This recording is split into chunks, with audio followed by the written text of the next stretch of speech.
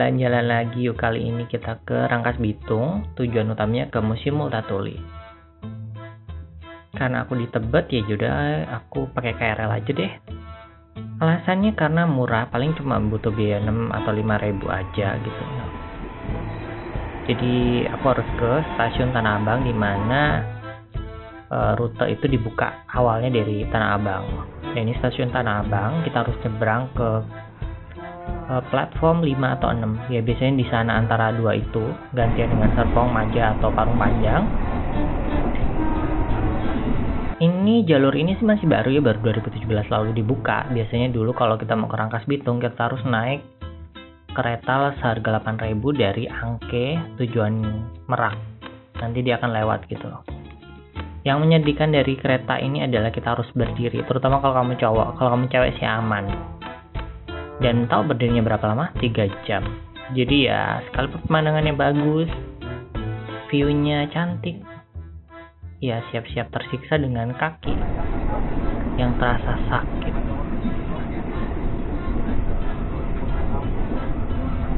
Aku sih bawa novel ya, punyanya Risa Saraswati, judulnya William. Ini ceritanya katanya hantu yang dulu zaman Belanda mati gitu. Dia bercerita tentang kesengsaraan masyarakat Indonesia di bawah kolonial Belanda, dan kebetulan Museum Multatuli adalah bercerita tentang itu. Ini akhirnya nyampe dan ini aku baru duduk. Bayangin aja, setelah 3 jam baru duduk dan 15 menit harus turun. Pegel banget.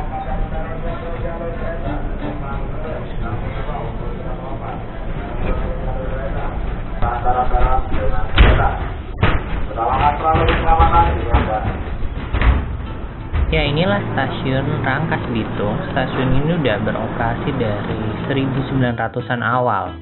Jadi udah stasiun tua. Ini aku niat sih mau ke toilet, tapi ya Allah rame banget jadinya nggak jadi. Udah ngantrinya gila. Rangkas Bitungnya sendiri dulunya adalah kota satelit gitu. Makanya ada si Edward Louis Dekker alias si Multatuli itu ada di kota ini, karena dulu dia bertugas kayak memimpin wilayah sini gitu. Dan Rangkas Bitung ini bagian dari Kabupaten Lebak dari zaman Belanda gitu.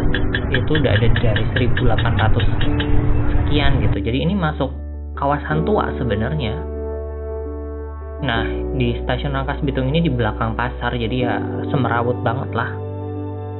Aku pun mau nggak mau harus lewat pasarnya demi jalan yang lebih enak gitu.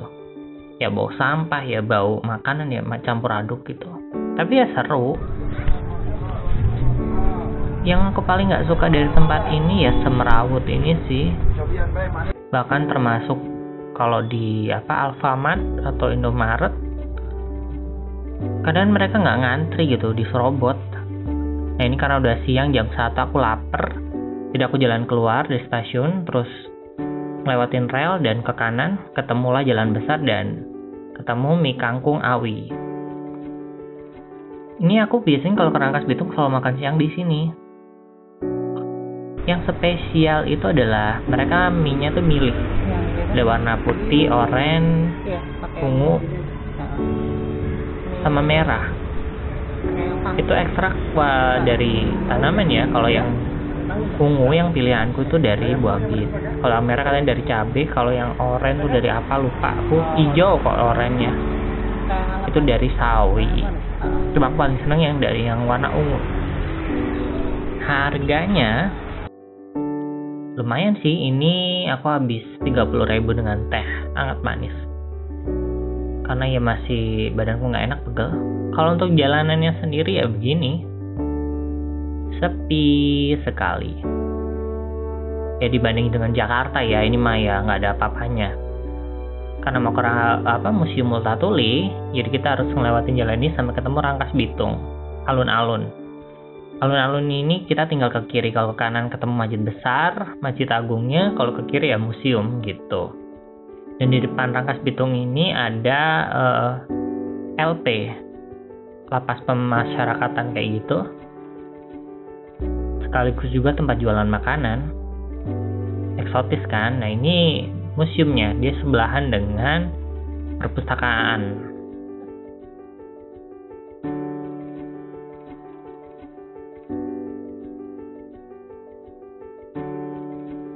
untuk museum ini itu tidak dipungut biaya sama sekali. Kita cuma perlu ngisi data diri dan tanda tangan. Katanya sih kalau kita ngisi nomor telepon sama email, nanti bulan September kita akan dikasih kabar tentang Festival Multatuli. Jadi kayak menapak tilas kehidupan Multatuli alias Edward Louis Dekker di Rangkas Bitung. Termasuk rumahnya. Ini bukan rumahnya loh ini katanya. Ini kayak rumah kewedanan atau apa gitulah. Gue gak gitu paham.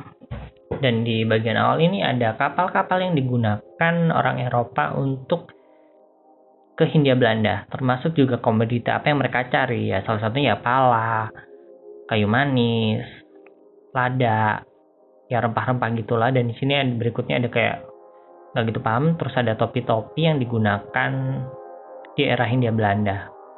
Ada satu cerita yang cukup menarik di sini adalah zaman dulu kan orang-orang ini dilarang minum kopi ya, dan juga nggak sanggup belinya. Jadi mereka menyeduh daun kopi untuk minum kopi. Bayangin aja penghasil kopi, mereka juga panen kopi di tanah negeri sendiri juga, tapi nggak bisa minum kopi. Sedih banget nggak sih?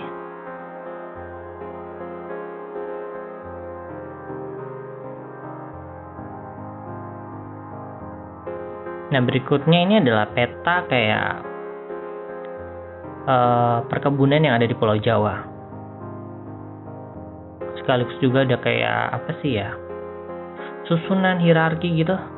Nah kalau berikutnya di sini adalah tokoh-tokoh yang terinspirasi melalui novel Machiavelli ini yang diterbitkan sekitar 1860. Ada tokoh Filipina juga, ternyata dia juga terinspirasi. Mungkin agak sedih ya kalau zaman sekarang kita tahu yang fan pageant, gimana fan pageant Filipina itu kadang bangga banget dengan dulu pernah dijajah ya pas Hispano-Americana itulah di kontes itu. Nah ini novelnya, novel awal dulu. Novel ini dulu kontroversi banget di Belanda dulu karena kayak menelanjangi pemerintah Belanda. Dan di Indonesia sendiri juga kontroversi loh, baru tahun 70-an atau 80-an berboleh karena dianggap melecehkan bupati.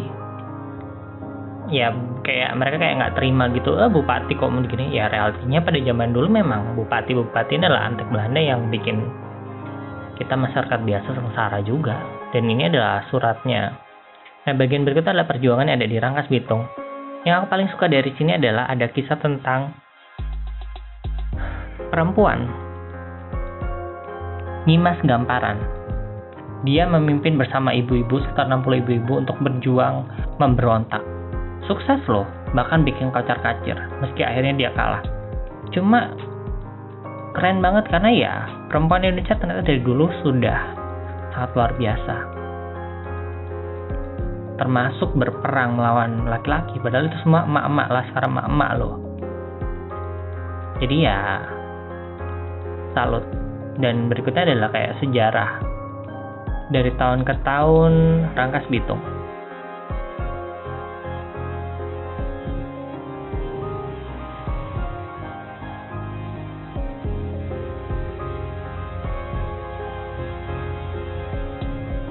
Nah, kalian pasti agak sih bingung siapa sih Multatuli alias Edward Louis Dekker ini. Dia tuh dulu lahir di Belanda, ke Hindia Belanda ini dulu pas umur 19 tahun sempat pindah ke Sumatera Utara, Purwokerto, hingga akhirnya di Rangkas Bitung.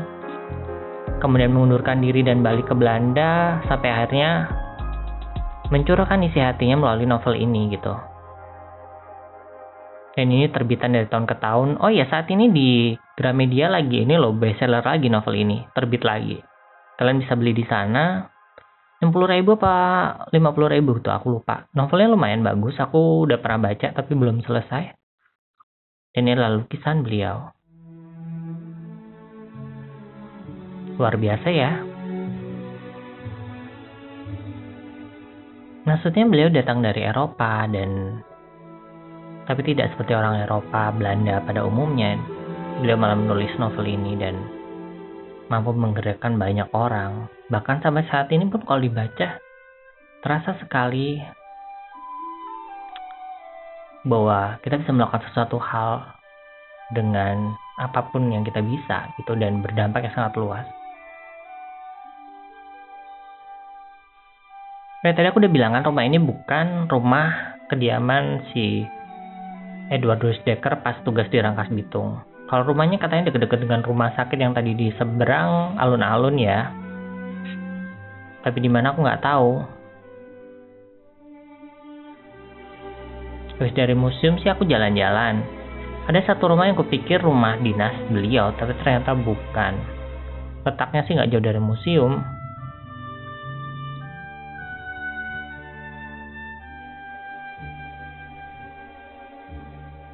Nah ini, kupikir rumah ini ternyata bukan loh.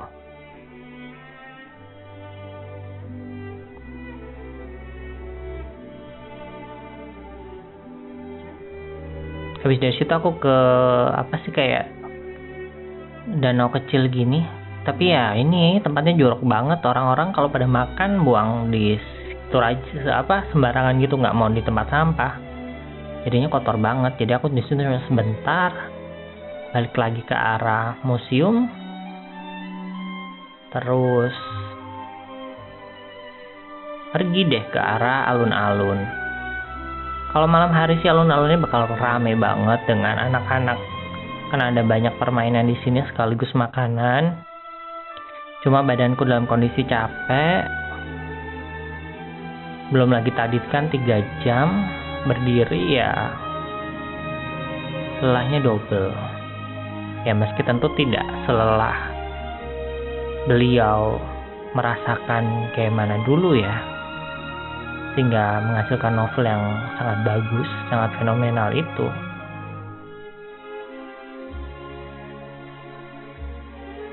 Ya jujur sangat berterima kasih, karena dengan novel itu banyak tokoh Indonesia yang bergerak, kayak Kartini, Soekarno. Jadi kalian nggak ada salahnya coba belilah novel itu dan baca juga. Dan kalau bisa ya coba aja berkunjung ke tempat ini. Terus terang seru. Perjalanan ke sini juga seru. Museumnya juga seru. Kalau rame-rame sih kalian bakal dapat guide ya. Cuma kan aku sendiri jadi nggak dapat guide dan udah berkali-kali juga udah nggak perlu. Gitu, sombong deh. Karena aku capek ya udahlah balik aja, nggak mau kemalaman. Sebenarnya bisa sih pulang malam, tapi ya aku pengen istirahat. Jadi balik cepet deh lihat pemandangan ini. Dan lagi-lagi gue harus berdiri. Ya nggak selama tadi sih, cuma tetap aja lama-lama juga.